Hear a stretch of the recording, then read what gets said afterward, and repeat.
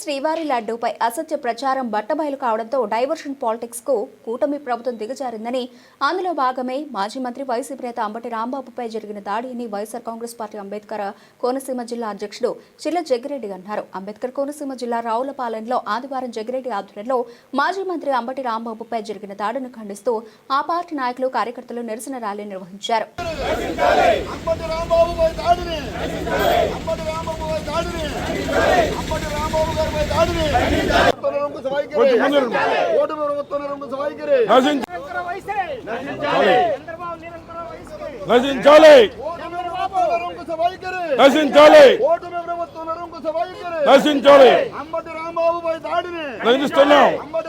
చేసేటువంటి దౌర్జన్యాన్ని, దాడిని తీవ్రంగా ఖండిస్తూ ఉన్నాం. ముఖ్యంగా మీ అందరికీ కూడా తెలుసు, మరి ఏదైతే నారా చంద్రబాబు నాయుడు గారు ఈ రాష్ట్రంలో ముఖ్యమంత్రిగా ఉండి పవిత్రమైనటువంటి తిరుపతి లడ్డూలో మరి పంది కొవ్వు, నెయ్యి కలిసాయని, మరి అవి ఏదైతే సుప్రీంకోర్టు సిట్ విచారణ చేయగా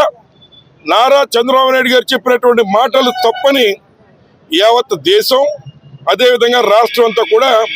చంద్రబాబు నాయుడు గారిని చీకొడుతూ ఉంటే దాన్ని జీర్ణించుకోలేక ఈరోజు ఎవరైతే ప్రతిపక్షాలపై ఎత్తేటువంటి గొంతులని కత్తితో మరి కోసేటువంటి కార్యక్రమం నారా చంద్రబాబు నాయుడు గారు చేస్తున్నారు. అందులో భాగంగానే నిన్న అంబటి రాంబాబు గారు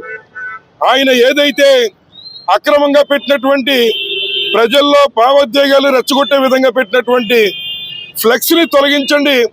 పోలీసు వారు మీ బాధ్యతని నిరూపించుకోండి, మీ పని మీరు చేయండి అని అడిగితే దాన్ని కూడా జీర్ణించుకోలేక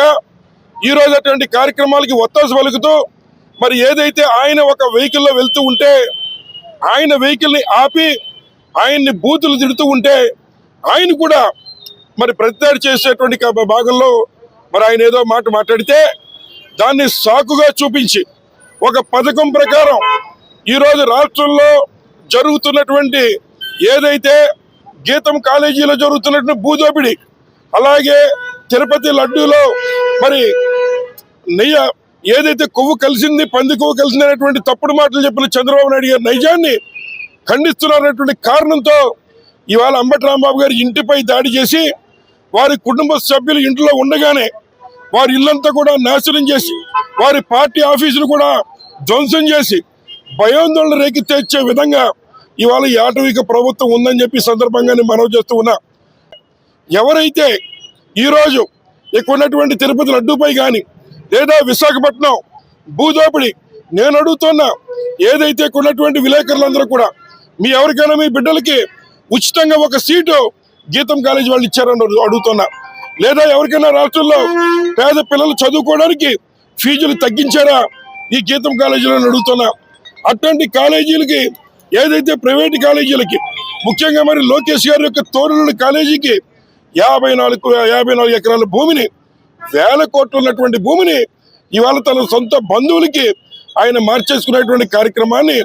ఎవరైతే వ్యతిరేకిస్తున్నారో అటువంటి వైఎస్ఆర్సీపీ మరి కార్యకర్తలు, నాయకులపై దాడులు చేసి ప్రజల యొక్క దృష్టి మరల్చడానికి ఈ కార్యక్రమం చేస్తూ ఉన్నారు. మేము అడుగుతున్నాం, ఆంధ్ర రాష్ట్ర ప్రజానీకంగా పక్క రాష్ట్రమైన తెలంగాణలో ఒక ఎకరం పాట పెడితే దానికి 134 కోట్లు, 140 కోట్లు వస్తూ ఉంది. మరి ఆ రోజు జగన్మోహన్ రెడ్డి గారు ఋషికొండ దగ్గర 300 కోట్ల రూపాయలతో భవనం కడితే అది ప్రభుత్వ భవనం అయినా కూడా తప్పుడు ప్రచారం చేశారు. ఈరోజు ఒక రోడ్డు దాటి అవతలన్నటువంటి ఈ గీతంకి మీరు ఇచ్చేటువంటి భూములు మరి 1000 కోట్లు ఉంటే వాటిని ఏ రకంగా మీకున్నటువంటి మీ బంధువుల పేరు మీద మార్చుకుంటారు నారా చంద్రబాబు నాయుడు గారు? ఇది సిగ్గుమాలిన పని కాదా అని అడుగుతున్నాం. ఎట్లాంటి తప్పుడు కార్యక్రమాలు చేస్తున్నటువంటి మిమ్మల్ని ఈరోజు ఎవరైతే నిలదీస్తూ ఉన్నారో అటువంటి వారిపై ఈ రకంగా తప్పం గారి మీద కేసులు పెట్టి వారిని హతమార్చే ప్రయత్నం రెండోదిగా చేశారు. ఇవాళ మూడోదిగా అంబటి రాంబాబు గారి మీద వారిని హతమార్చే ప్రయత్నం మీరు చేస్తూ ఉన్నారు. మన కుందూరులో ఒక కాపులలో ఉన్నటువంటి వారు ఒక ఆయన చనిపోతే ఒక ఆయన్ని మరి తెలుగుదేశం కార్యకర్తలు ఫార్చునర్ కారుతో గుద్ది చనిపోకపోతే చనిపోయడం లేదు అని అనుమానం వచ్చి మళ్ళీ రివర్స్ చేసి కూడా గుద్ది చంపేస్తే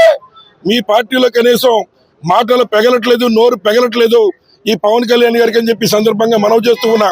మానవతా ధర్మంతో మనుషులైనటువంటి వాళ్ళం మానవత్వంతో స్పందించాల్సినటువంటి బాధ్యత ఉంటుంది. కాబట్టి దీని మీద నేను అడుగుతున్న పోలీస్ డిపార్ట్మెంట్ని